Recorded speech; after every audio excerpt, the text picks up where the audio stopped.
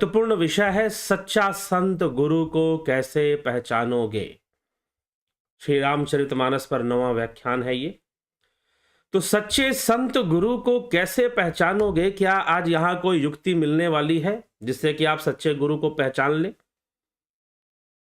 कोई किट आने मिलने वाला है, टेस्टिंग किट, कि भाई इसको टेस्ट कर दो पता चल जाएगा सच्चा है या झूठा है,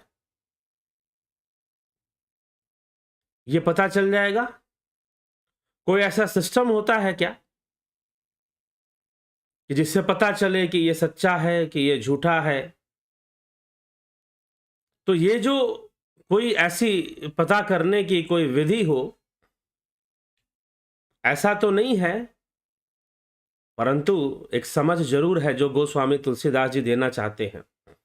और हमारे संत महापुरुषों की वाणी में भी ऐसी समझ पैदा की जाती है, हमें समझने की आवश्यकता है। ठीक है, तो चलिए चर्चा को आगे बढ़ाएंगे। कल जो हमने चर्चा की थी, गोस्वामी तुलसीदास जी जो बातें गुण अवगुण के बारे में कहते हैं कि विधि प्रपंच गुण अवगुण साना, विधि प्रपंच गुण अवगुण साना, कि गुण और अवगुण दोनों सने हुए हैं आपस में, दोनों आपस में इस तरह से मिक्स हैं जैसे कि पानी और चीनी मिल गए हो। कुछ दोनों ही एक साथ रहते हैं मनुष्य के भीतर, जिनके वशीभूत अवगुण बढ़ने से पाप कर्म बढ़ जाते हैं, गुण बढ़ने से सदकर्म बढ़ जाते हैं। लेकिन कभी कभी सदकर्म करने वाले सज्जनों और संतों से भी चूक हो सकती है, परंतु गुण अधिक है तो वो अपने चूक को सुधार लेंगे। लेकिन जो दुष्ट व्यक्ति है उससे भी कभी कभी अच्छे कर्म हो सकते हैं सदगुण के वशीभूत, लेकिन फिर भी वह दुष्ट है तो अपनी प्रवृत्ति से कहां बाज जाएंगे, वो फिर से अपने दुष्टता पर आ ही जाएंगे। तो गोस्वामी तुलसीदास जी कुछ इस ढंग से अपनी अपनी बात को वो रखते हैं और आगे फिर कहते हैं कि फिर उन्होंने गुण और अवगुण की चर्चा करते हुए कहा कि जड़ चेतन गुण दोषमय विश्व किन्ह करतार, संत हंस गुण गहही पय परिहरी वार विकार। जड़ चेतन गुण दोषमय, जड़ चेतन और गुण दोष से विश्व किन्न करतार, ये करने वाले ने, विधाता ने या प्रकृति ने इस संपूर्ण संसार को जड़ चेतन और गुण दोष से मिक्स करके बनाया हुआ है। विधि प्रपंच गुण अवगुण साना, इनसे साना हुआ है, ये मिक्स है। ये जो संत हैं, संत हंस गुण गहही पय परिहरिवार विकार, की जो संत हैं वो हंस के समान मात्र गुणों को ही ग्रहण करते हैं, क्योंकि हंस को अगर दूध और पानी मिलाकर दे दिया जाए तो दूध पी लेगा और पानी छोड़ देगा, दूध पी लेगा और पानी को छोड़ देगा। तो संत के अंदर ऐसी वृत्ति देखने में आती है।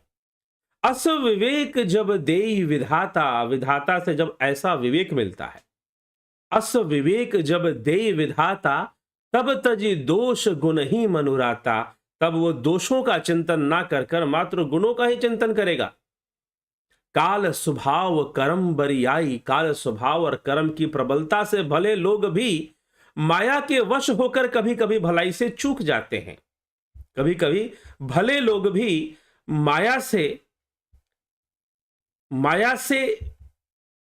वशीभूत होकर कहीं अवगुण का अंश आ गया, कहीं तमोगुण का अंश आ गया, तो वह भी भलाई से चूक जाते हैं। लेकिन फिर भी जो संत हैं, जो सज्जन हैं, सो सुधारी हरिजन जिमिले ही दलि दुख दोष विमल जसु देहि, जो भगवान के भक्त हैं, जैसे उस चूक को सुधार लेते हैं, दुख दोषों को मिटाकर निर्मल यश देते हैं, वैसे ही दुष्ट भी कभी कभी उत्तम संग पाकर भलाई करते हैं, परंतु उनका कभी भंग ना होने वाला दुष्ट स्वभाव, मलिन स्वभाव मिटता नहीं है, वो फिर से वो करना शुरू कर देते हैं।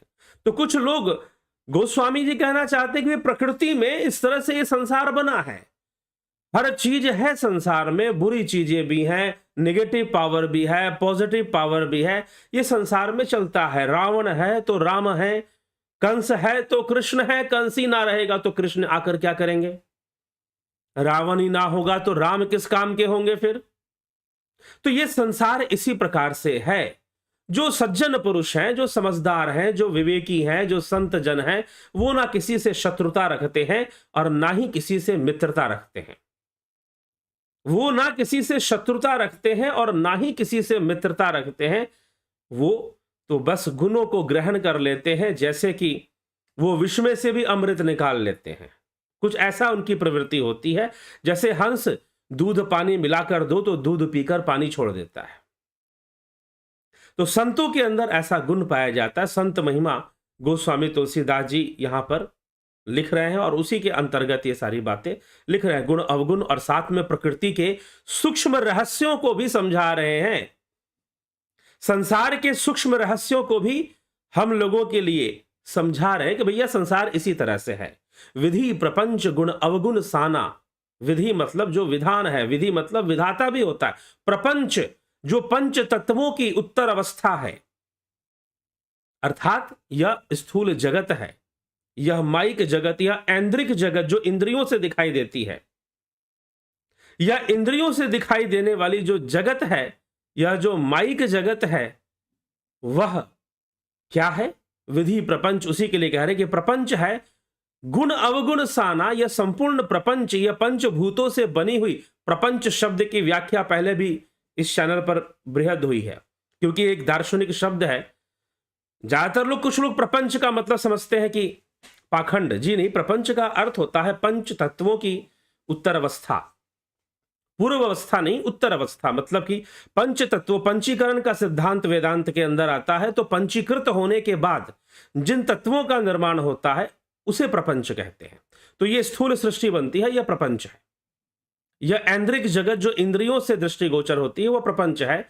तो विधि प्रपंच गुण अवगुण साना। यह जो प्रपंच है गुण और अवगुण से सना हुआ है, दोनों मिक्स है आपस में। जैसे कि पानी में, आटा में आप पानी डाल दो, दूध डाल दो, घी डाल दो, दही डाल दो, आटे के अंदर मिला दो, वो एक जैसा सब हो जाता है। उसमें मिला हुआ है, वो है उसमें, वो उसमें है। तो वो इसी तरह से संसार है। और संसार में अब चाहे कोई भी हो, अब चाहे संत आए चाहे दुष्ट आए, तो बस इतना होगा कि दुष्टों के अंदर दुष्टता अधिक होगी, अवगुण अधिक होंगे, गुणों की मात्रा कम होगी। लेकिन वो गुण विहीन होगा, ऐसा नहीं होगा। रावण भी गुण विहीन नहीं था, कंस भी गुण विहीन नहीं था। ठीक। और जो कहते हैं कि जो संत होगा वो पूरी तरह से अवगुण विहीन होगा, ऐसा भी नहीं होगा। वो रहेंगे, अवगुण उनके भीतर रहेंगे किसी ना किसी रूप में। और हो सकता है कि कहीं कभी उनके ऊपर प्रकट हो भी सकता है, हो भी सकता है। और हो सकता है कि वह जो अवगुण दिखाई दे रहा है, वह अवगुण भी किसी कल्याण के लिए हो। संत, क्योंकि संत है ना, संत तो प्रयोग कर लेगा भाई, वो तो विष से भी अमृत निकाल लेगा। संतों की यही विशेषता है कि वह विष से भी अमृत निकाल लेगा। भगवान राम ने अंत समय में, कथा आती है पुराणों में, कि लक्ष्मण जी से कहा, जब रावण मृत्युशैया पर था, तो लक्ष्मण जी से कहा कि जाओ लक्ष्मण, रावण से कुछ शिक्षा ग्रहण करके आओ, शिक्षा ग्रहण करके आओ। तो लक्ष्मण जी ने कहा कि यह कैसी बात हुई कि शिक्षा ग्रहण करके आओ, वो भी पराजित शत्रु से। भगवान राम ने कहा कि हां जाओ। तो लक्ष्मण जी कहते हैं कि गए और रावण के सिरहाने खड़े हो गए और जाकर कहा कि हे लंकापति, कैसे हो? लंकापति ने कोई उत्तर नहीं दिया, कोई उत्तर नहीं दिया। लक्ष्मण जी वहां से चले आए। और जब चले आए तो भगवान राम ने पूछा कोई शिक्षा मिली? कि वो क्या शिक्षा देगा, वो रावण भला क्या उसके पास शिक्षा है? अगर कुछ शिक्षा देने लायक होता तो अपना जीवन सुधार लेता। ऐसे उत्तर दे दिया। भगवान राम ने मुस्कुराते हुए कहा कि लक्ष्मण, शिक्षा देने गए थे या लेने गए थे? लगता है देने गए थे, लेने ना गए थे। सिरहाने जाकर खड़े हुए, इस बार चरणों के पास जाकर खड़े होना, लंकापति रावण तुम्हें शिक्षा देगा। और इस बार लक्ष्मण गए, रावण के चरणों के पास जाकर खड़े हुए। तब जैसे ही चरणों के पास खड़ा देखा रावण ने, तो रावण ने कहा कि जितेंद्रिय, आओ, तुम कैसे हो? और इस समय क्या मेरा उपहास करने आए हो कि मैं पराजय को प्राप्त हो चुका हूं, मैं पराजित हो चुका हूं? क्योंकि रावण को मारा किसने? क्या रावण को श्री राम के ब्रह्मास्त्र ने मारा था? जी नहीं। मारा किसने था रावण को? क्या ब्रह्मास्त्र से मारा था रावण को? जी नहीं। रावण, जब युद्ध रामायण का शुरू हुआ तो उस युद्ध का नेतृत्व कौन कर रहा था? रावण कर रहा था खुद, पहले दिन। और वो ये निश्चय करके निकला कि आज ही सारा युद्ध समाप्त कर देना है, युद्ध को आगे नहीं बढ़ने देना है। वो गया और वानर सेना के सामने खड़ा हुआ अपनी बहुत भारी सेना लेकर। वानर सेना बहुत छोटी थी, भगवान राम की सेना बहुत छोटी थी। और रावण ने जाकर श्री रामचंद्र जी के आंखों में देखा। श्री रामचंद्र जी के चेहरे पर मंद मंद मुस्कान थी। रावण का सारा क्रोध ही शांत हो गया। उसको लगा ही नहीं कि मेरा शत्रु मेरे सामने खड़ा है। और जब भी वो श्री रामचंद्र जी के पास जाता युद्ध खत्म करने के उद्देश्य से, तो उसको ये महसूस ही नहीं होता कोई शत्रु मेरे सामने खड़ा है। और फिर वहां से लौट जाता, अपने ही किसी किसी को भेजता रहता, कभी किसी को कभी किसी को। तो रावण ने कहा कि मुझे उस मुस्कान ने मारा है, उस छवि ने मुझे मारा है। मैं श्री रामचंद्र जी की छवि से ही मर गया था। और रही बात ब्रह्मास्त्र की, ये तो कहने की बातें हैं। खैर छोड़ो जितेंद्र, ये बताओ तुम्हारा आना कैसे हुआ? लक्ष्मण ने कहा कि मुझे प्रभु श्री राम ने आपके पास को शिक्षा ग्रहण करने के लिए भेजा है। तो लंकापति और हंसने लगा, कहा कि भला मैं क्या शिक्षा देना चाहता हूं? भगवान जानते हैं, संत गुण गहही, गुणों को निकालना जानते हैं, वो गुणों को निकालना जानते हैं। और रावण ने कहा कि इस समय मेरे मन में दो ही बात चल रही है, और शायद प्रभु चाहते हैं कि वो मैं बात अपने मुख से निकाल दूं। लक्ष्मण ने कहा कि हां लंकापति, निसंशय होकर, निसंकोच होकर आप अपनी बात कहिए। आपकी जो भी आखिरी इच्छा है, जो भी है, आप उसे कहिए। रावण ने कहा कि अब क्या आखिरी इच्छा, मैं तो बस अपनी श्वासें गिन रहा हूं, लेकिन मेरी बड़ी तीव्र इच्छा थी कि मैं इस धरती से स्वर्ग तक सीढ़ियों का निर्माण कर दूं, जिससे कि कोई भी स्वर्ग जा सके। और मेरी बड़ी तीव्र इच्छा थी कि मैं समुद्र के खारे जल को मीठा कर दूं, और मैं इतनी क्षमता रखता था कि मैं कर सकूं। मेरे पास इतनी शक्ति थी। लेकिन जिस समय मेरे पास इतनी शक्ति थी, तो कभी मैं किसी का राज्य हड़पने में लग गया, तो कभी किसी की वधू का हरण करने में लग गया, तो कभी अपने ही भाई कुबेर को मारने के पीछे पड़ा रहा कि उसका सारा धन हड़प कर मैं उस पर विजय प्राप्त कर लूं। वो मुझसे आगे कभी ना रहे। इस ईर्ष्या में मेरा जीवन बीत गया, और अपनी सारी शक्ति का व्यय मैंने कर दिया, अपनी संपूर्ण शक्ति को खर्च मैंने कर दिया। और आज ये दो इच्छाएं मुझे बहुत सता रही हैं, और मेरे पास इतनी शक्ति भी नहीं है कि मैं अपने पैरों पर खड़ा हो सकूं। तो इस धरती से स्वर्ग तक सीढ़ियों का निर्माण और समुद्र के खारे जल को मीठा करना कहां संभव? मैं तो अपने पैरों पे खड़ा भी नहीं हो सकता हूं। इसलिए हे लक्ष्मण, अगर मेरी कोई शिक्षा है तो यही है कि जितने भी शुभ कर्म हैं, जितने भी धर्म के कर्म हैं, जितना भी पुण्य है, तुम उस समय कर लो जिस समय तुम्हारे पास भरपूर शक्ति और क्षमता है। नहीं तो तुम्हारे पास जितनी शक्ति और क्षमता है, उतने में तुम अच्छे कर्म करते जाओ, पता नहीं उतनी शक्ति और क्षमता मिल पाए, रावण जैसा ना मिल पाए, और तुम और शक्ति हासिल करने के चक्कर में अपने कर्मों को खराब करते रहो। तो रावण की शिक्षा की जितनी तुम्हारे पास शक्ति और क्षमता है, उसमें जितना तुम शुभ कर्म कर सकते हो वो कर लो, पता नहीं दोबारा मौका मिलेगा नहीं मिलेगा, रावण जैसी स्थिति हो जाएगी। तो रावण ने कहा कि बस यही मैं कह सकता हूं इस अंत समय में, और यही दो इच्छाएं जो मैं पूर्ण नहीं कर पाया, जो मेरे सारे पापों को नष्ट कर देती। अगर मैं ये कर देता तो मैंने आज तक जितने भी कुकर्म किए वो सब नष्ट हो जाते, वो सब खत्म हो जाते। तो इस प्रकार से गुण सबके भीतर है, अवगुण भी सबके भीतर है, किसी में कम किसी में ज्यादा। विधि प्रपंच गुण अवगुण साना, ये चलता रहता है। संतों से अगर चूक हो भी जाती है तो वो उसे अपनी प्रवृत्ति के कारण सुधार लेते हैं, और दुष्ट कुछ अच्छा कर्म पुण्य कर्म कर भी देते हैं तो बाद में अवगुणों की अधिकता के कारण वो उसमें ही फंस जाते हैं फिर से। परंतु फिर भी गुण अवगुण नामक कोई चीज को गोस्वामी जी विशेष रूप से महत्व नहीं देते, ये आगे पता चलेगा। कोई महत्व नहीं देते हो, लेकिन फिर भी संसार में है तो वो बता रहे हैं लेकिन मनुष्य को कौन सा दृष्टिकोण रखना चाहिए इन सब चीजों के प्रति, वो समझाने में वो लगे हुए हैं। अब वो आगे कुछ विशेष बातें समझाने में लगे हुए हैं। क्या कहते हैं? लखी सुबेश जग बंचक जेऊ, वेश प्रताप पुजियहि तेऊ, उगरहि अंत न होई निबाहु, काल नेम जिमि रावण राहु। वेश के प्रताप से जगत पूजता है, वेश के प्रताप से जगत पूजता है।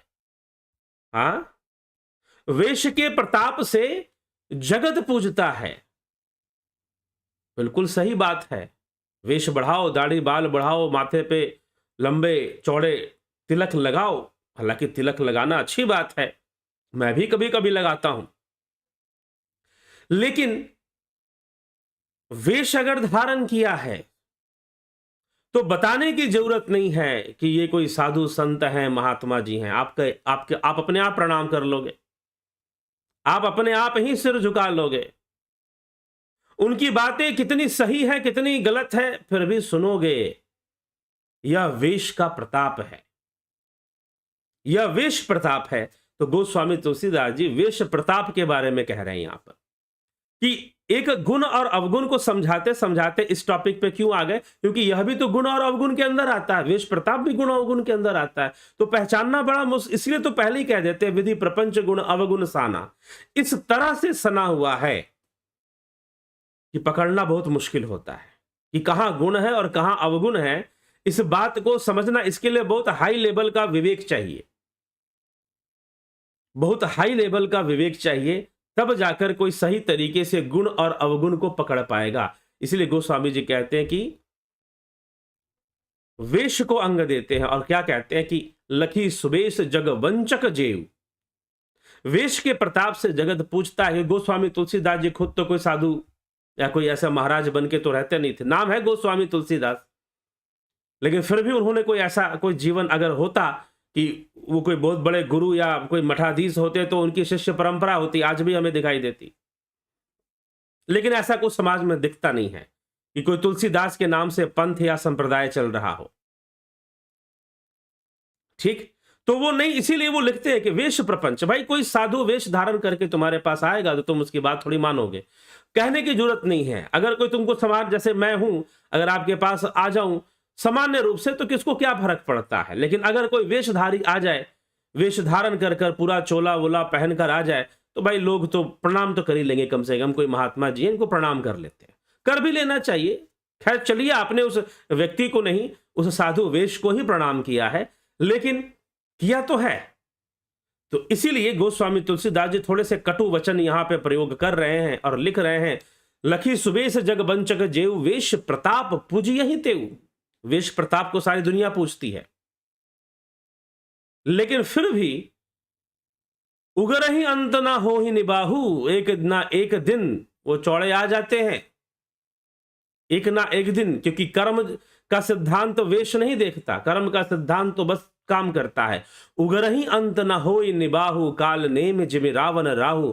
जैसे काल नेमी ने वेश धारण किया, रावण ने वेश धारण कर कर सीता जी का हरण किया, काल नेमी ने वेश धारण कर कर हनुमान जी को ठगने का प्रयास किया, और राहु ने वेश धारण कर कर अमृत पीने का प्रयास किया, देवताओं का वेश धारण कर कर सूर्य और चंद्रमा के बीच में जाके बैठ गया। तो इन्होंने कुछ प्राप्त करने के लिए वेश धारण किया। क्या किया? वेश धारण किया कि इनको अमृत मिल जाए।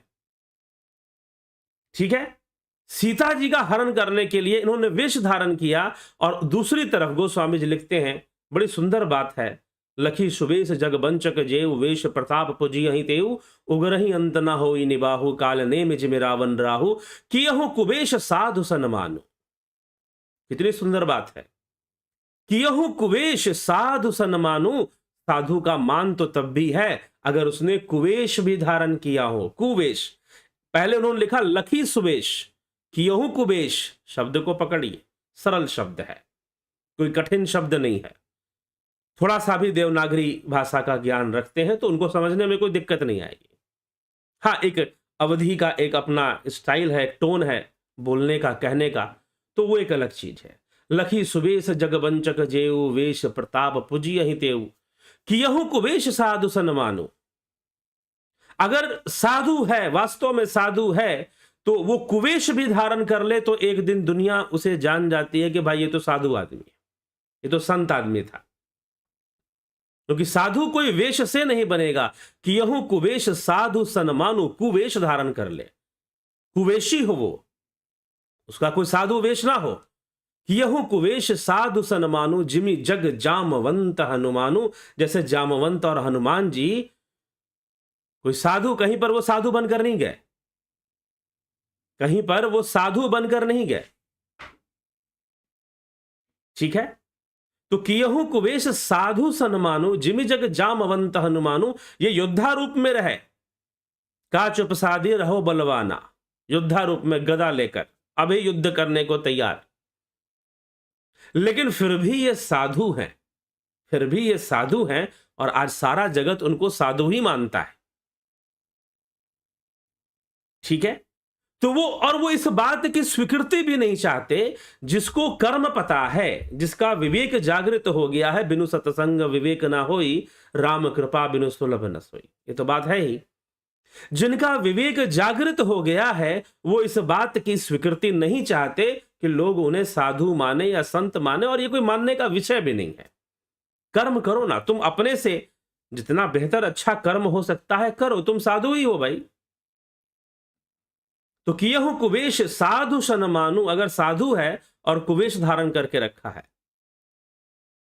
भले उसको दुनिया पूजेगी तो नहीं, उसको दुनिया पूजेगी तो नहीं, कम से कम उसके रहते हुए शायद ना पूजे उसे, उसको दुनिया पूजेगी तो नहीं। गोस्वामी जी कहते हैं कि क्योंकि पहले उन्होंने लिख दिया कि लखी सुबेश जग बंचक जेव, वेश प्रताप पूजिए ही ते, वेश प्रताप से लोगों की पूजा होती है। कि यहु कुबेश साधु सन्मानु जिमि जग जामवंत हनुमानु, कि यहु कुबेश, कुबेश धारण करके भी साधु रहते हैं, भले उन्हें दुनिया ना पूजे क्या फर्क पड़ता है। लोग कहूं वेद विदित सब काहू, बुरा वेश बनाकर लेने पर भी साधु का सम्मान होता है, जैसे जगत में जामवंत और हनुमान जी का आज हो रहा है। बुरे संग से हानि और अच्छे संग से लाभ होता है, यह बात लोक और वेद में है। तो वेश धारण करके संत को पहचान लोगे। अब वास्तव में देखिए संत, अब हम गुरु धारण करते हैं, लोगों को गुरु धारण करना है,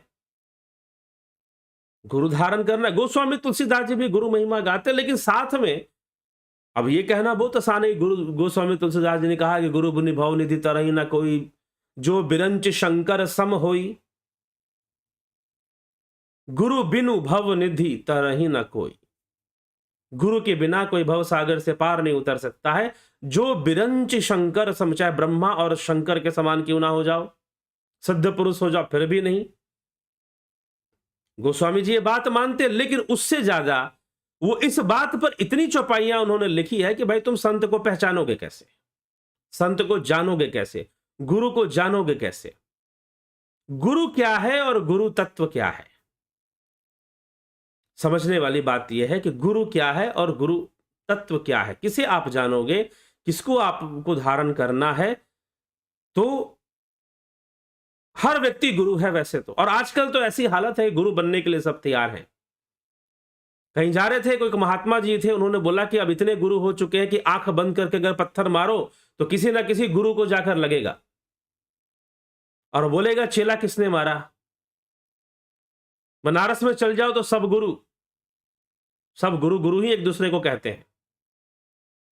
तो ऐसे कई बातें हैं। तो गुरु कैसे करोगे। अब भगवान दत्तात्रेय जी ने गुरु बनाए, अब वो लिखते हैं कि अजगर भी गुरु, अब वो लिखते हैं वैश्या भी गुरु, अब वो लिखते हैं नदी भी गुरु, अब वो लिखते हैं पृथ्वी भी गुरु, मधुमक्खी भी गुरु और शहद भी गुरु, शहद निकालने वाला भी गुरु। कमाल है भाई, ये कैसा गुरु हो गए, ये कौन कौन से गुरु हो गए। तो इस तरह से इतने सारे 24 गुरुओं का वर्णन भगवान दत्तात्रेय ने किए और उनके 24 गुरु हो गए। वास्तव में ये गुरु क्या है, जो ज्ञान का स्रोत है उसको गुरु कहा जाता है। बस इतना ही पर्याप्त है समझने के लिए। अगर नदी ज्ञान का स्रोत बन जाए तो ठीक है, नदी भी गुरु है, नदी अपनी जगह पर नदी ही है, मनुष्य अपनी जगह पर मनुष्य ही है, लेकिन मनुष्य ने नदी से कुछ शिक्षा ले ली, कि देखो, नदी दो किनारों की मर्यादा में बहती है, लेकिन कभी किसी किनारे से सटती नहीं है। शिक्षा ले ली नदी से। अजगर अपनी जगह पे अजगर है, भगवान दत्तात्रेय अपनी जगह पर है, लेकिन उन्होंने अजगर से कुछ सीख लिया। जो ज्ञान का स्रोत बन गया वो गुरु हो गया। कुछ इस तरह की बातें कही जाती हैं। अब बात आता है कि आध्यात्मिक गुरु की, जो आध्यात्म ज्ञान से हमें भर दे और आध्यात्मिक ज्ञान हमें दे दे, जीवन जीना हमें सिखा दे, तो वो भी एक गुरु हो गया। उससे वो भी ज्ञान का स्रोत बन गया तो गुरु हो गया। तो गुरु होने के लिए ज्ञान का स्रोत बनना ही जरूरी है। तो गुरु तत्व तो देखो सबके भीतर है। जैसे गोस्वामी तुलसीदास जी ने अभी कहा कि गुण अवगुण विधि प्रपंच गुण अवगुण साना। भाई सबके अंदर गुण अवगुण है, संत हो चाहे दुष्ट हो। दुष्टों के अंदर थोड़ी मात्रा में सद्गुण है और संतों के अंदर भी थोड़ी मात्रा में अवगुण है। बड़े ईमानदार है गोस्वामी जी, ईमानदारी से अपनी बात, अपने पक्ष को रख रहे हैं कि भाई दोनों में, और उनसे भी भूल हो सकती है कि संतों से कभी अचानक अवगुण के वशीभूत भूल हो जाए, और जो दुष्ट व्यक्ति हैं उनसे अच्छे कर्म हो जाए, उनसे पुण्य बन जाए अचानक से, ऐसा भी हो सकता है। तो इस तरह से चीजें चलती हैं। तो गुण अवगुण से सब तो सना हुआ है। तो सबके भीतर एक ना एक गुरु बैठा हुआ है, सबके भीतर ज्ञान देने की क्षमता है। प्रत्येक व्यक्ति ही अपने आप में एक गुरु जरूर है, और किसी ना किसी को वो शिक्षा देना, किसी ना किसी को ज्ञान देने का वो काम करता है। ऐसी बात नहीं कि नहीं करता। तो कौन गुरु नहीं है, बस फर्क इतना है कि किसी के अंदर यह जो गुरु वाला गुण है वो ज्यादा बढ़ गया, ज्यादा उसकी वृद्धि हो गई, ज्यादा वृद्धि हो गई तो वो ज्ञान देगा। लेकिन यहां पर गोस्वामी तुलसीदास जी कह रहे हैं, वेश प्रपंच की बात कर रहे हैं। वो वेश प्रपंच की पूजा होती है भाई। लखी सुबेश जग बंचक जेव वेश प्रताप पूजिय ही तेऊ। वेश की पूजा होती है। आप ज्ञान को छोड़ गुरु और शिष्य के बीच जो संबंध है वो ज्ञान का संबंध है, और लक्ष्य भी ज्ञान है। गुरु कोई लक्ष्य नहीं है, ये ध्यान रखिएगा। गुरु कोई लक्ष्य नहीं है, लक्ष्य तो ज्ञान है हमेशा। लेकिन समाज के अंदर गुरु के नाम पर कुछ और ही बातें चलनी शुरू हो जाती हैं। समस्या यहां पर है। तो छोटा मोटा गुरु तो प्रत्येक व्यक्ति है, प्रत्येक व्यक्ति के अंदर ज्ञान है, और प्रत्येक व्यक्ति किसी ना किसी को ज्ञान देता है, किसी ना किसी को कुछ सिखाता है। तो प्रत्येक व्यक्ति गुरु तो है ही, गुरु तत्व तो सबके भीतर है। और फिर किसी के अंदर इसकी वृद्धि हो गई, किसी के अंदर इसकी वृद्धि हो गई ये देने की, तो लोग, समाज भी उसको गुरु मानना शुरू कर देता है कि भाई ये गुरु जी हैं, इनसे ज्ञान की प्राप्ति होती है, जिनसे जहां पर ज्ञान का संबंध है। लेकिन समाज में बुरा हाल तो यह है कि ज्ञान तो बहुत दूर की बात छोड़ दो, यहां पर गुरु बनना भी एक प्रतिस्पर्धा का विषय बनता जा रहा है। एक प्रतिस्पर्धा आ जा रही है कि भाई सबसे बड़ा वाला तो मैं ही हूं गुरु। तो प्रतिस्पर्धा जहां पर आ गई, वहां पर फिर कोई बात कुछ और हो जाती है। फिर तो वो आ गया ना भाई, जो गोस्वामी जी लिखते हैं कि उगर ही अंत ना हो ही निबाहु काल नेमि जिमि रावण राहु। काल नेमि रावण राहु वाली स्थिति बननी फिर शुरू हो जाएगी। फिर कल्याण कैसे होगा, कल्याण कैसे होगा? इसीलिए गुरु कोई बन जाने का विषय नहीं है। गुरु कोई समाज से खुद को मनवा लेने का भी विषय नहीं है। अगर होता तो नदी कभी गुरु ना बनती, अगर होता तो अजगर कभी गुरु ना बनता, अगर होता ऐसा कि कोई गुरु बन के दिखा देगा और गुरु बन जाएगा, तो दत्तात्रेय भगवान कभी वैश्या को, कभी नदी को, कभी मधुमक्खी को, कभी शहद को वो गुरु ना कहते, अपना गुरु ना मानते। जहां से भी उन्होंने शिक्षा ग्रहण की, इस संपूर्ण प्रकृति से, पृथ्वी को उन्होंने अपना गुरु माना, गुरु कहा, तो वो गुरु ना कहते, क्योंकि वो सब ज्ञान के स्रोत हैं। सत्य है कि प्रत्येक वस्तु संसार में कहीं ना कहीं ज्ञान का स्रोत है, और जिस दिन आपने इस प्रकृति के हर वस्तु से ज्ञान हासिल कर लिया, समझो वही तो संत है। यहां पर गोस्वामी जी क्यों इन सब बातों को लिख रहे हैं, समझा रहे हैं। संतत्व क्या है कि तुम प्रत्येक वस्तु से, प्रत्येक विषय से जो अमृत है उसे ग्रहण करोगे और विष का त्याग कर दोगे। लेकिन विष को विष कहने में और अमृत को अमृत कहने में कोई गलत बात नहीं है। गोस्वामी तुलसीदास जी खुद कह रहे हैं कि भाई अवगुण अवगुण है, गुण गुण है, लेकिन दोनों सने हुए हैं,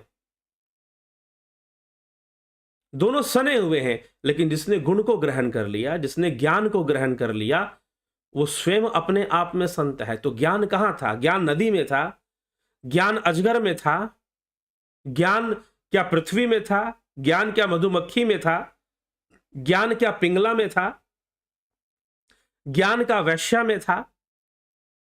ज्ञान कहां था? ज्ञान तो भीतर में था। ज्ञान भीतर में था, उसको जागृत होना था, वो जाग गया। बस इतनी सी बात है। एक माध्यम बना और ज्ञान जागृत हो गया हमारे भीतर। और जब ज्ञान हमारे भीतर जागृत हो गया तो जिस माध्यम से ज्ञान जागृत हुआ वो गुरु हो गया। इसलिए दत्तात्रेय भगवान ने नदी को भी गुरु कहा, पृथ्वी को भी गुरु कहा, सर्प को भी, अजगर को भी गुरु कहा, वैश्या को भी गुरु, पिंगला को भी गुरु कहा, फिर मधुमक्खी को भी गुरु कहा, मधु को भी गुरु कहा, शहद को, शहद निकालने वाले को भी गुरु कहा। तो ये तो ज्ञान ग्रहण करने वाले का तरीका है, ये तो उनका संतत्व है कि वो सब में से ज्ञान निकाल लेते हैं, सब में से गुणों को धारण कर लेते हैं। तो इस प्रकार से गुरु है। गुरु एक तत्व है, गुरु एक स्रोत है ज्ञान का, गुरु एक स्रोत है। लेकिन होता क्या है कि बहुत तरह की बातें, मानस में बहुत सारी बातें लिखी हैं, बहुत तरह की बातें गोस्वामी तुलसीदास जी ने मानस में विवेक देने वाली बातें, ज्ञान देने वाली बातें, समझ, एक अंडरस्टैंडिंग पैदा करने वाली बातें। उनका उद्देश्य है लोगों के अंदर धर्म के प्रति, अध्यात्म के प्रति एक सही समझ पैदा हो।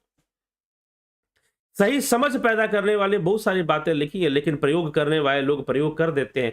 सुनाने वाले बस इतना ही सुना देंगे कि बिन गुरु बिन भव निधि तरहि न कोई, जो बिरंच शंकर सम हो। इसी से बात बन गई, इसी से बात बन गई। तो इसीलिए ये समस्या फिर यहां पर आ जाती है और समाज के अंदर इस तरह का बहुत सारा माहौल दिखाई देता है, जहां पर एक महत्वाकांक्षा, गुरु बनने में भी एक महत्वाकांक्षा कि भाई लोग जो है मेरी शरण में आ जाए, लोग मेरे अनुयायी बन जाए और मेरी शरण में आ जाए। अच्छी बात है, लेकिन यह भी कोई महत्वाकांक्षा का विषय नहीं है। गुण अवगुण से संसार बना है, तो गुण अवगुण से लोग आ जाएंगे। हो सकता है कुछ अवगुण के कारण आएंगे और कुछ गुण के कारण आएंगे, दोनों कारण से आ सकते हैं। अपने अपने उद्देश्य से लोग आ सकते हैं। लेकिन ठीक है, समाज में चलता है, बहुत सारे गुरुजी लोग हैं, बहुत सारी संस्थाएं हैं, बहुत सारे आश्रम हैं, बने हुए हैं, और लोग उनके पास जाते हैं ज्ञान लेने के लिए। फिर उनको समझाया भी जाता है कि भाई वही पॉइंट्स, शास्त्रों में बहुत सारी बातें लिखी हुई हैं, लेकिन कुछ ऐसी ही बातें समझाई जाएंगी, भाई गुरु ही सब कुछ है, गुरु की सेवा ही सब कुछ है, बस मिल जाओ, तुम्हें राम जी मिल गए, तुम्हें कृष्ण जी मिल गए, तुम्हें तो भगवान मिल ही गए, अब क्या चिंता, आप सेवा करो, सेवा करो। और लोग सेवा में लग जाते हैं। फिर बाद में सेवा करते करते उनको लगता है कि भाई अब हो, क्योंकि अब देखो समस्या यही है ना, समस्या तो यही है कि गुण अवगुण सबके भीतर है, गुण अवगुण सबके भीतर है। अभी तक गुण दिखाई दे रहा था, जब अवगुण दिखाई देना शुरू हुआ तो शिष्य सोचता है कि भाई 10 साल सेवा कर ली, यहां पर 12 साल 20 साल, अब अवगुण दिखाई दे रहा है, अब कहां जाए, अब तो फंस गए, अब तो उस अवगुण के साथ ही रहना है।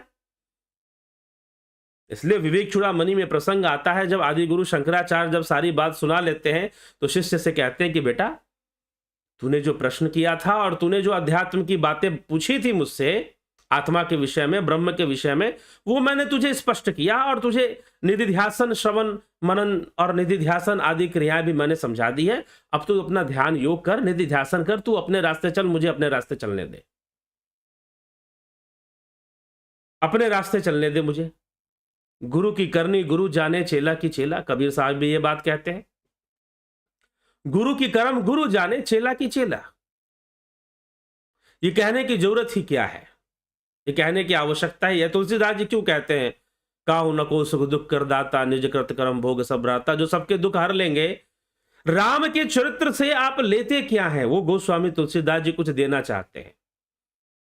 दो प्रकार की बातें हैं, एक तो ये बात है कि भगवान राम सबका कष्ट हरण कर लेंगे, और एक दूसरी बात है कि क्या आप अपने अंदर राम जैसा जीवन जीने की क्षमता को, राम जैसा जीवन जीने की इच्छा को और संकल्प को प्रकट कर पाओगे।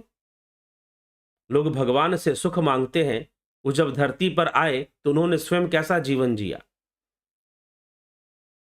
स्वयं कैसा जीवन जिया, या अपने दुखों को दूर करने की प्रार्थना करोगे, या वो शक्ति मांगोगे कि प्रभु आपने इतने दुख सहे, क्या आप हमें भी वही शक्ति प्रदान करें कि हम दुख सह सके, हम भी वो कष्ट सह सके, हम भी उस अन्याय से लड़ सके। आप दुख भी सहे, कष्ट भी सहे, वनवास भी गए, अन्याय से भी लड़े, हमारे अंदर भी कुछ ऐसी क्षमता विकसित हो। लेकिन मनुष्य, दुखों से भागता हुआ मनुष्य हमेशा दुखों से बचने की ही प्रार्थना करता रहता है। समस्याएं हैं समझ में, इसीलिए फिर गुरु, वही बात, चमत्कारी गुरु कि भाई आप आ जाओ मेरी शरण में, सब ठीक हो जाएगा, सब अच्छा हो जाएगा। कुछ अच्छा हो भी गया, अच्छी बात है, प्रचार तो उसी का होगा जो अच्छा हुआ। अगर कुछ बुरा भी हुआ होगा तो उसका प्रचार क्यों होगा? प्रचार तो जो अच्छा हुआ उसी का होगा। तो इसी पर सब सारी चीजें चलती है। आप लोग जानते ही हैं समाज में किस प्रकार का माहौल रहता है, गुरु आश्रमों में और गुरुवाद के जो प्रभाव हैं और जो प्रवाह है उसमें कैसा माहौल बनता है। इसीलिए कोई गुरु, इसीलिए सीधी सी बात है कि उगता हुआ सूर्य कभी शोर नहीं मचाता कि मैं उग रहा हूं, आ जाओ मेरी शरण में आ जाओ, मैं उग रहा हूं। जी नहीं भैया, जिसको सोना है सोते रहो, जिसको जागना है जाग जाओ। उसको शोर मचाने की आवश्यकता नहीं पड़ती है, उसे शोर मचाने की कोई आवश्यकता नहीं पड़ती है। उसको जो उसके पास उसका प्राकृतिक स्वभाव है कि वो पूरी दुनिया में प्रकाश फैलाता है, बस फैलाता है। आप उसे गाली दोगे तो भी फैलाएगा, ना दोगे तो भी फैलाएगा। आप उसे गुणगान करोगे तो भी फैलाएगा, और ना करोगे, उसे गालियां भी दोगे तो भी सूर्य तो प्रकाश देगा। वो मना नहीं करेगा कि भाई इसने मुझे गाली दी है तो मैं इसको प्रकाश नहीं दूंगा, वो फिर भी देगा। तो इस प्रकार से संतों का, सिद्धों का वो जीवन होता है, और वो उसी प्रकार से संसार में सब अपने अपने कर्मों का फल भोगते हुए, गुण अवगुण के वशीभूत जो भी कर्म हुए उसका फल वो भोगते हुए अपना जीवन व्यतीत कर देते हैं, जीवन व्यतीत करते हैं। और वैसे ही संत हमें भी एक जीवन जीना सिखाते हैं। अब सुखदेव मुनि, इतनी कठोर तपस्या सुखदेव मुनि ने की, और बाद में उनको पता चला जब वेदव्यास जी ने कहा कि बेटा अगर तू वैकुंठ में प्रवेश चाहता है, यदि तू वैकुंठ में प्रवेश चाहता है तो तुझे गुरु बनाना पड़ेगा। और तू गुरु किसे बनाएगा? तो राजा जनक को बनाएगा। सुखदेव के तो होश उड़ गए। सुखदेव मुनि के कल्पना के बाहर थी ये बात, सुखदेव मुनि की कल्पना के बाहर थी ये बात कि राजा जनक, एक राजा गुरु, राजा और गुरु, ये कैसे हो सकता है? एक राजा मेरा गुरु बनेगा। अब सुखदेव मुनि को बड़ा अपमान महसूस होने लगा कि मैंने इतनी कठोर तपस्याएं की हैं, और ये जनक जिसने राजघराने में पैदा हुआ और राजा भी बनकर बैठ गया, अब ये मेरा गुरु बनेगा। और इतने बड़े बड़े कठोर तपस्वी जो बैठे हुए हैं उनका क्या? सुखदेव मुनि को बात ही समझ में ना आए। वेदव्यास जी तो सुखदेव के भ्रम दूर करना चाहते हैं, भ्रम दूर करना चाहते हैं, और कहते हैं कि भाई जिसके दर्शन के लिए स्वयं द्वारकाधीश उठकर चले आए तो उनके बारे में ऐसा कहता है। द्वारकाधीश स्वयं मिथिला नगरी में जनक के दर्शन करने चले आए, और तू कहेगा कि नहीं भाई जो है ये मैं इनको गुरु नहीं बनाऊंगा, ऐसा कैसे?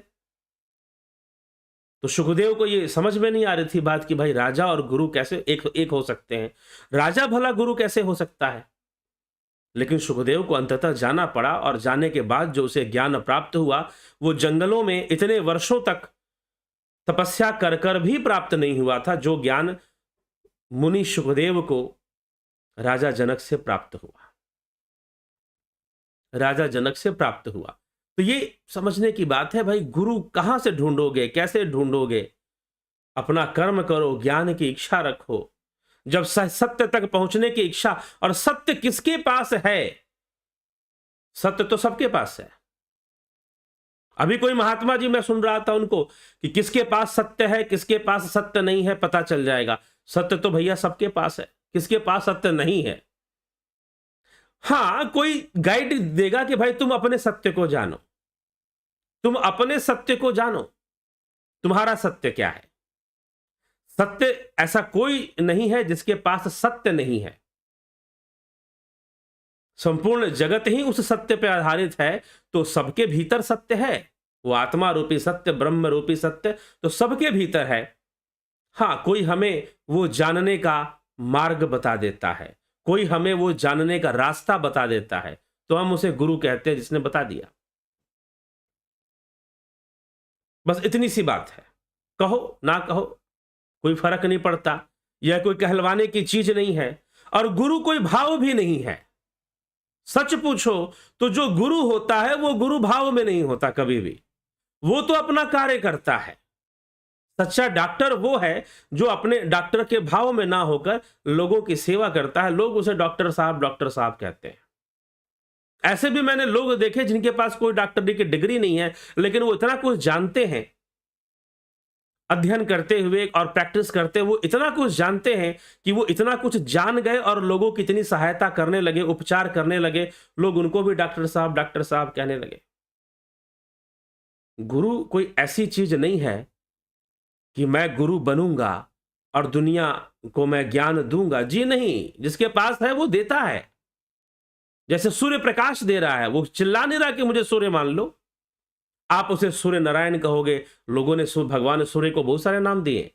आदित्य नाम दिया, रवि नाम दिया, सूर्य नाम दिया, भानु नाम दिया, अर्क नाम दिया, मार्कंडे नाम दिया, मार्तंड नाम दिया। ठीक है, इस प्रकार से हिरण्य नाम दिया, हिरण्यमय परे कोशे। तो इस प्रकार से भगवान सूर्य को अनेकों नाम दिए गए। क्या फर्क पड़ता है, आप 1000 नाम और दे दो, सूर्य का जो कार्य है वो सूर्य कर रहा है। आप उसे क्या क्या नाम देते हो वो एक अलग बात है।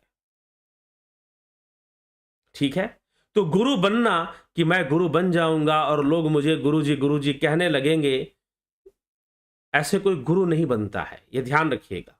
और ना कोई ऐसा व्यक्ति कभी गुरु हो सकता है। जिसको कुछ पता है आप करो, लोगों को बताओ। आपको लगता है कि लोगों को बताना चाहिए तो आप बताइए, अपनी सेवा समझ के बताइए। आप गुरु की सेवा करने निकलते हो, गुरु तो खुद एक सेवक है, वो तो खुद सेवा में लगा हुआ है।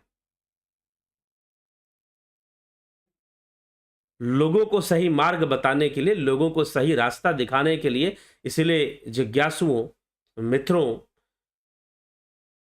इसीलिए जब भी मैं इस चैनल पर अपना विचार देना शुरू करता हूं, मित्रों का ही संबोधन आपको करता हूं। कुछ है शास्त्रों में और कुछ बहुत सारे लोगों और गुरुओं के पास घूमकर भी, और शास्त्र अध्ययन से और साधना से, ध्यान योग से कुछ बातें मैं जानता हूं। सब कुछ जानता हूं ऐसा नहीं, कुछ बातें जानता हूं, वो यहां बताता हूं। अगर आपको लगता है कि सुनने लायक है तो सुनिए, ग्रहण करने लायक है तो ग्रहण करिए, लाभ उठाने लायक है तो लाभ उठाइए। लेकिन मेरा कोई ये उद्देश्य नहीं है कि आप यहां से ग्रहण करेंगे और मुझे गुरुजी कहेंगे। ये कोई उद्देश्य नहीं, ये कोई टारगेट नहीं है। और ना कुछ ऐसी पदवी पर आसीन होने का कोई इच्छा है। क्यों नहीं है? क्योंकि देख लिया, ऐसे बहुत सारे लोगों से मिल लिया जो बड़े बड़े मठ पर आसीन हैं। किसी का नाम क्यों लेना, लेकिन मठ पर आसीन हैं। उनके गुण अवगुण जब सामने आते हैं तो इसीलिए आदि गुरु शंकराचार्य ने अपने शिष्य से कहा कि बेटा अब तुझे ज्ञान दिया, अब तू चल अपने रास्ते और मुझे अपने रास्ते पर रहने दे। ठीक है, तो ग्रहण कीजिए, जीवन के सूत्र पकड़िए और जीवन के सूत्र सीखिए, जानिए, और बस इतना ही है। अगर कुछ लगता है कि कुछ यहां से मिल जाता है तो बहुत अच्छी बात है, लेकिन कोई आप मुझे गुरु कहोगे ये आपकी इच्छा है। जैसे भगवान दत्तात्रेय नदी को भी गुरु कहा, अजगर को भी गुरु कहा, तो उन अजगर, नदी, वैश्या और उनमें से मैं भी एक हूं। जो लोग मुझे गुरुजी लिखते हैं मैं उनके लिए कह रहा हूं। उनमें से मैं भी एक हूं। ठीक है, बस इतना ही है। तो इसी बात को समझना है, और समझ में बात आ गई। और सबसे बड़ी बात कि सब कोई गुरु है, यहां कौन गुरु नहीं है? आप भी तो गुरु हैं, आप भी तो किसी को ज्ञान कुछ जो जानते हैं बताते हैं। कई बार लोग यहां प्रश्न ऐसे करते हैं, मुझे बड़ी प्रसन्नता होती है कि भाई देखो कितना सुंदर प्रश्न है, कितना अच्छा प्रश्न है। इस तरफ मेरा ध्यान नहीं गया था, प्रश्न के माध्यम से ध्यान चला गया। कई बार लोग ऐसा प्रश्न करते हैं कि मुझे कहना पड़ता है कि मुझे इसका उत्तर नहीं पता, क्योंकि मैंने ये ठेका नहीं ले रखा कि मैं आपके हर प्रश्न का उत्तर दूंगा। ठीक है ना, कोई ऐसी चुनौती है कि सबके प्रश्नों का उत्तर देना ही है, और ना कोई सिद्धि की। रही बात सिद्धि की, अब थोड़ी सी इस पे भी चर्चा कर लेते हैं। कुछ गुरु जी लोग अपने शिष्यों को अपनी सिद्धि के बारे में बताने में लग रहे कि भाई तुम ये मानो कि मैं सिद्ध हूं। मानने की क्या जरूरत है, गुरु जी प्रमाणित कर दो। बिना माने प्रमाणित करो तो और ज्यादा अच्छा है, क्योंकि मानने के बाद तो साइकोलॉजिकल एक्सेप्टेंस हो जाएगी, और जिस चीज की साइकोलॉजिकल एक्सेप्टेंस हो जाएगी वो तो सपने में दिखाई देगी, और जब सपने में दिखाई देगी तो बोलोगे गुरु जी आए थे और उन्होंने कृपा कर दी। साइकोलॉजिकली, मैं साइकोलॉजिकली आपको एक्सेप्ट ना करूं, फिर आप अपना चमत्कार दिखाओ। मैं आपको गुरु ना मानूं, फिर आप अपना दिखाओ कि आपके पास सिद्धि है। तो जो सिद्ध हैं वो कभी कहने नहीं जाते कि मैं वास्तव में इसे इसे इसीलिए सिद्धियों का परिवेश समझने के लिए महर्षि पतंजलि को पढ़ना चाहिए, योग सूत्र पढ़ना चाहिए, जहां विभूति पाद में सिद्धियों का वर्णन उन्होंने किया है। यह कोई कहने और करने का विषय नहीं है, यह कोई मनवाने का भी विषय नहीं है, यह कोई मनवाने का विषय नहीं है कि भाई मैं लोगों से मनवाऊं कि मैं सिद्ध पुरुष हूं। क्यों मनवाऊंगा? अगर मेरे पास सिद्धि है तो मैं कुछ कर दूंगा, लोग खुद ही जिसको मानना है वो मानते रहेंगे, जिसको नहीं मानना है नहीं मानेंगे, क्या फर्क पड़ता है? ठीक है, तो ये चीज होती है। लेकिन यही समस्या है कि गुरु तो बनना था जन कल्याण के लिए, मानव कल्याण के लिए, लेकिन एक महत्वाकांक्षा कि हम पूरी दुनिया को जोड़ लेंगे, पूरी दुनिया मेरे पीछे आ जाए। जैसे नेता लोग वोट इकट्ठा करने में लग जाते हैं, वैसे ही गुरुजी लोग फॉलोअर इकट्ठा करने में लग जाते हैं। कोई फर्क ही नजर नहीं आता फिर तो। जैसे नेताजी लोग वोट इकट्ठा करने में लग जाते हैं, वैसे गुरुजी लोग फॉलोअर्स की संख्या बढ़ाने में लग जाते हैं कि कितने फॉलोअर्स हो गए, कितनी संख्या हो गई, और बढ़ो। नहीं तो हम चुनौती देते हैं कि आओ। ठीक है, तो ये चीजें चुनौती देने की आवश्यकता ही क्यों पड़ रही है? जो स्वीकृति है वो तो सहज होती है। वही बात कि सूर्य कभी कहता नहीं कि मैं सूर्य हूं, पक्षी कभी कहता नहीं कि मैं पक्षी हूं। ठीक है, तो हमें यह समझने की आवश्यकता है, और जब समझेंगे तो निश्चय ही जीवन के सूत्र, जीवन को चुनौतियों में क्यों बेकार में नष्ट करना है। पूरे महाभारत में जाकर देख लो, एक कृष्ण ही थे जो कोई प्रतिज्ञा नहीं लेते थे, बाकी सब प्रतिज्ञा ले लेकर फंसे जा रहे हैं, और अपनी प्रतिज्ञा की रक्षा के चक्कर में द्रौपदी का चीरहरण करवा रहे हैं। सब अपनी प्रतिज्ञा की रक्षा करने में लगे कि मैंने ये प्रतिज्ञा ले रखी है, मैंने वो प्रतिज्ञा ले रखी है। तो समस्याएं हैं, कहीं ना कहीं वो अहंकार, कहीं ना कहीं वो अहम, वो हावी रहता है, और उसके वशीभूत जीव संचालित होता रहता है। तो उससे बचने की आवश्यकता है, और ज्ञान लेने और ज्ञान ग्रहण करने की आवश्यकता है। ठीक ना, देने खुद भी दीजिए और ग्रहण भी कीजिए। प्रत्येक व्यक्ति ही गुरु है, प्रत्येक व्यक्ति के भीतर गुरु है, उसकी आत्मा ही उसकी गुरु है। इस जीवन में मां ही सबसे पहली गुरु है, इस जीवन में माता ही सबसे पहली गुरु है। उसके बाद तो कई गुरु होते हैं, आध्यात्मिक गुरु भी होते हैं, जो मुक्ति का मार्ग दिखाते हैं, जो जीवन के सूत्र देते हैं, जीवन जीना भी सिखा देते हैं।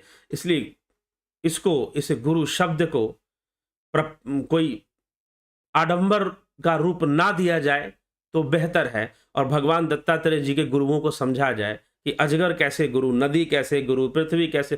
भाई उनके लिए है, उन्होंने कहा गुरु जी, उन्होंने नदी को भी गुरु जी कहा, अजगर को भी गुरु जी कहा, मधुमक्खी को भी गुरु जी कहा, शहद निकालने वाले को भी गुरु जी कहा।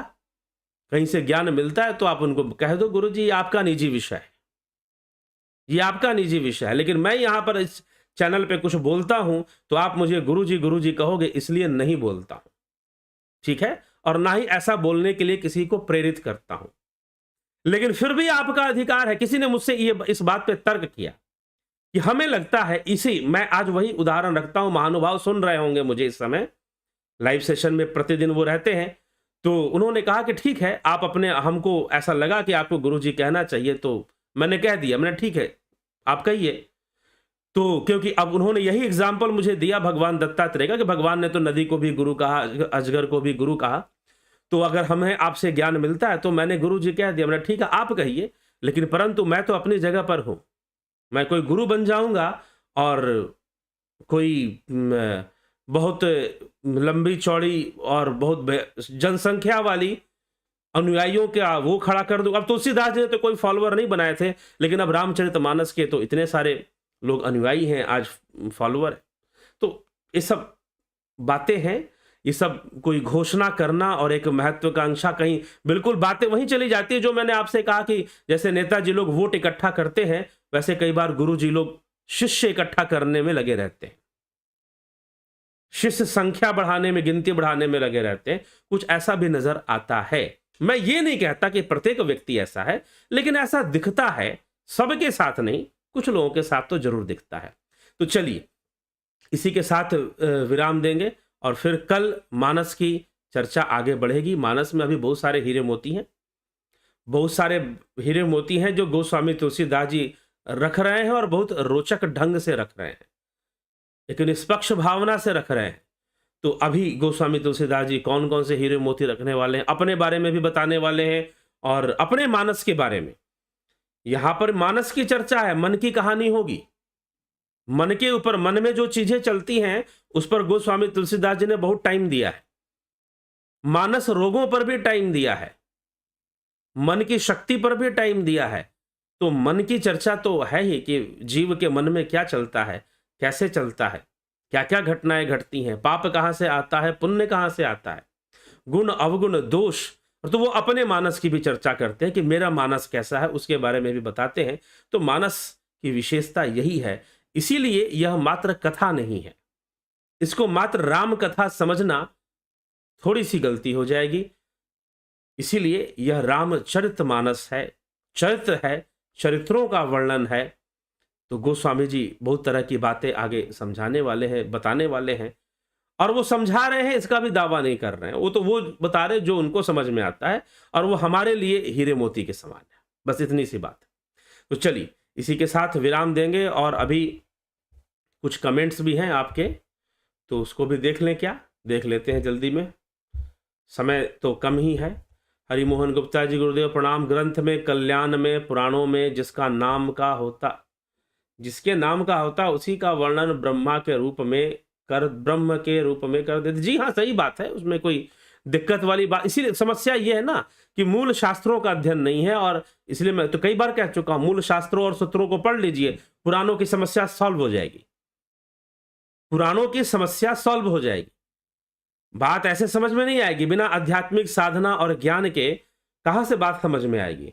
तो शास्त्र का ज्ञान सही से, अगर हमें सूत्र है वो क्या समझाना चाहते हैं वो हम थोड़ा सा जान ले, कॉन्सेप्ट क्लियर हो जाए, उसके बाद पुराण पढ़िए, कोई दिक्कत नहीं है। सविता नायक जी, बरगद पीपल के बीज में पेड़ है पर क्या कभी कोई नहीं दिखता, आम के बीज में अमरस का गुण है पर बीज में रसना, रसना। जी हाँ, सभी के बीज में वो क्षमता है और दिखता नहीं है, एक विशेष विधि से प्रकट होता है। जैसे दूध से भी घी निकलता है लेकिन दिखता तो नहीं है, वैसे सबके भीतर वो ब्रह्म है, निधिध्यासन करते हुए, ध्यान योग करते हुए ही प्रकट होता है। बीज में रस क्यों नहीं दिखता, ऐसे ही कण कण में ईश्वर है पर नहीं दिखता, पूरी लगन से योग ध्यान करो, मनीष गुरु जी से सीखो तो सब अपने आप पता चल जाएगा। जी ठीक है, अच्छा उपदेश। तो गुरुदेव माता जी ने बहुत सुंदर वचन लिखे हैं, उनका बहुत बहुत आभार है। हरिमोहन गुप्ता जी, गुरुदेव प्रणाम। शंकराचार्य के मठ के अनुसार ब्रह्म एक है तो विभूति जन्म लेती है, उनको हम ब्रह्म कैसे कह सकते, कैसे कह सकते हैं, अभी सामने आएगा चर्चा रामावतार पे भी, और नहीं तो गीता का प्लेलिस्ट है उसको भी सुनिए। समुद्र भी पानी है, लहर में भी पानी है, बुलबुले में भी पानी है। रविकांत, बिल्कुल सही बात रविकांत पचराने जी, इसमें से की भी सच्चा नहीं है, पता नहीं। कमलेश खैरनर जी, विक्रम सिंह जी, अवनी प्रधान जी, राजू पाल जी, AK सिंह जी, गौरव सिंह, विक्रम सिंह जी, अभिनंदन है। अर्जन भाई चौहान जी, बलवंत सिंह गोहिल, जगत नारायण जी, विनोद के सूद जी, राम निवास मीना जी, बिमला शाह, गणेश पवार जी, गोविंद प्रसाद नीमा जी, नवज्योति नाथ, कल्पना बागड़े जी, चितरंजन बरुआ, कन्हई कुमार, शिवम भट्ट, स्मिता सावंत जी, मोहन रावत जी, योगेंद्र पंडित जी, ज्योति दत्ता जी, हरीश डंगवाल, संतोष देवी, सतीश सर जी, पिंटू वासवा, उषा श्रीवास्तव जी, राजकमल मिश्रा जी, हरिओम गुप्ता जी। में कल्याण में पुराण में जिसका नाम का होता है उसी का, ठीक है। माधुरी कोले जी, रूपलाल विश्वकर्मा जी, बिमला शाह जी, रमेश पेशवानी, रचना जी, जयंती भाई पटेल जी, गुरुदेव के शरण में गणेश पवार जी, अहंकार ने मारा, हाँ ठीक है। कल्पना रामो राजमणि सदा विजयते रामम रमेशम भजे रमेणा बीयता, निशाचर चमु रामय तस्मै नमः रामनास्ति परायणम परतरम रामस्य दास्यो अहम श्री राम जय राम जय जय राम, जय श्री राम। सागर बदगुजार जी, श्री हम साधना से सूक्ष्म शरीर बाहर निकल सकते हैं तो क्या यम नियम का पालन करना जरूरी है? यम नियम सपोर्टिंग सिस्टम है, पालन शुरू में करो तो अच्छी बात है। यम नियम कोई विशेष क्रियाएं वैसे नहीं है कि भाई यही यही करना है, उनके पालन से ही साधना और योग में सहायता प्राप्त होती है, बस इतनी सी बात है। विष्णु चंद्र मौर्य जी, सरिता रांगिरे जी, गुरु की महिमा तो अपरंपार है, ना जाने कितने जन्मों के पुण्य जागृत होते हैं तो गुरु मिलते हैं। हेमंत वानखड़े जी, सरिता रांगिरे जी, चंद्रेश्वर पांडे जी, सरिता रांगिरे, पूनम सिंगला, अर्जुन पाटिल, SP यादव, श्री भगवान शर्मा, सागर बदगुजार जी। सर, अपने शास्त्रानुसार बताया कि सभी युगों में इंसान की उम्र 100 साल रही है, तो ऋषि मुनि और राक्षस हजारों वर्ष तक तपस्या किया करते थे तो उनकी उम्र हजारों वर्ष रहती होगी, ठीक है। मैंने शास्त्रानुसार कब बताया कि उम्र 100 साल होती है? 100 साल एक उम्र, एक दायरा है कि भाई इतना इतना मानकर बातें लिखी जाती हैं। मनुष्य जीवन के, जैसे कि आश्रम व्यवस्था को दिया गया तो ब्रह्मचर्य आश्रम है, गृहस्थ आश्रम है, वानप्रस्थ है और संन्यास आश्रम है, तो ये 100 साल का हिसाब किताब लगाकर, और पहले के समय में लोग रहते थे 100 वर्ष, 120 वर्ष मामूली बात होती थी, 120 वर्षों तक जीवित रहना। आज के समय में बहुत रेयर है। एक कोई है वाराणसी में, एक कोई है जो कि 126 साल के हैं इस समय, तो आज के समय में ऐसा है, लेकिन पहले तो ऐसा होता था। आज से 500 वर्ष पहले का भी इतिहास देखें, उस समय भी ऐसे कई महान विभूतियां क्या, साधारण जनमानस में भी ऐसे लोग हुए जो 120 साल तक जीवित रहे, 130 साल तक। भगवान रामानुजाचार्य, उनके लिए स्वयं कहा जाता है 120 वर्षों तक वो जीवित रहे, कई नहीं भी रहे। अब आदि गुरु शंकराचार्य 32 वर्ष तक उन्होंने देह को रखा, और 32 वर्षों में ही इतने शास्त्रों का भाष्य देना और इतने सारे विचार देना और इतनी सारी बातें समझाना, वो जो समझाना था वो समझा दिए 32 वर्षों में ही, ठीक है, ठीक। स्मिता सावंत जी, आत्मज्ञान देने वाला और मोक्ष का मार्ग बताने वाला ही सदगुरु है, ठीक है जी, मानिए, अच्छी बात है। पंकज सोनी जी, हेमंत वानखड़े जी, महिमा तथा स्तवन सर्वश्रेष्ठा, संत महिमा तथा स्तवन सर्वश्रेष्ठा, ठीक है। ओम बबीता धीमान, हरि ओम जी, हरि ओम तत्सत। नमन जी, हमें संपूर्ण सबवी विरहम ही है नजर आता है, भरम नजर आता है। चलिए, सागर बदगुजार जी, सर रावण सबसे ज्ञानी था तो इतना वेदों का ज्ञान होकर भी मुझे तो नहीं लगता रावण कुछ गलत किया होगा, या इतिहास ही गलत है। तो इतिहास ही तो बदगुजार जी बता रहे थे कि रावण ज्ञानी था, कौन बता रहा है? आपने रावण के बारे में कुछ भी जाना तो कहां से जाना, यह बताइए, ठीक है। तो ज्ञानी था तो किस मामले में ज्ञानी था, प्रश्न ये उठता है। क्या उसे तत्व ज्ञान था? अगर तत्व ज्ञान होता उसे, हां, उसे कर्मकांड का ज्ञान था, उसे विधि विधानों का ज्ञान था, उसे दुनियादारी का ज्ञान था, बस ये हम कह सकते हैं। तपस्वी था तो तपस्याएं भी जितनी उसने की वो सब कल्याण के लिए नहीं की, ना जन कल्याण के लिए की, ना अपने कल्याण के लिए की। हाँ, अपनी माया के लिए तपस्या की। जितनी भी रावण ने तपस्याएं की, चाहे वो शिव के चरणों में सिर काट के क्यों ना डाल रहा हो, लेकिन उसकी इच्छा है कि शिव जी कैलाश छोड़कर लंका आ जाएं, और जो कुबेर है मानसरोवर में, कुबेर अपना सारा साम्राज्य लेकर शिव जी के कारण सुरक्षित है, तो कुबेर का सारा धन मैं हड़प सकूं, इस उद्देश्य से वो तपस्या कर रहा है। तो तपस्या भी कर रहा है तो ना अपने आत्म कल्याण के लिए कर रहा है, ना जन कल्याण के लिए कर रहा है। ठीक है, तो ज्ञानी होने का क्या मतलब है? आपको क्या लगता है जो बड़े बड़े आज के समय में जो बहुत बड़े बड़े अटैक होते हैं, युद्ध चलते हैं, उसमें एक से एक ज्ञानी लोग बैठे हुए हैं, तो जानते हैं। तो मुझे नहीं लगता, रावण के बारे में आप जो कुछ भी जानते हैं इतिहास से ही जानते हैं। तो आपको क्या लगता है नहीं लगता है वो आपका निजी विषय है, लेकिन जो भी जानते हैं आप इतिहास है। इतिहास जैसे ही आप कहेंगे कि इतिहास गलत है, तो रावण ज्ञानी था ये कहां से पता चला? ये फिर कहां से पता चला? इस पर भी विचार कीजिए, ये भी तो इतिहास से पता चला। ठीक है। ट्रू इंडियन हरे कृष्णा हेमंत वानखड़े जी, श्री राम और श्री कृष्ण की लीला चरित्र तथा संतों का अनुभव चरित्र का मनन चिंतन से अनिर्वचनीय अनुभूति अवश्य हो सकता है, यही तो अमृतमय जीवन की अपेक्षा है। चलिए ठीक है, अच्छी बात है। गणेश आंबेकर जी, राकेश चंद्र शर्मा जी, क्या गुरु की प्राप्ति प्रारब्ध? हाँ, पुण्य के ऊपर थोड़ा निर्भर है तो कह सकते हैं, और जिज्ञासा के ऊपर निर्भर करती है। जो आप ढूंढोगे वो आपको मिलेगा। जिन खोजा तिन पाइया, गहरे पानी पैठ। जो खोजोगे, अगर ज्ञान खोजोगे तो ऐसे गुरु भी जीवन में अवश्य मिलेंगे।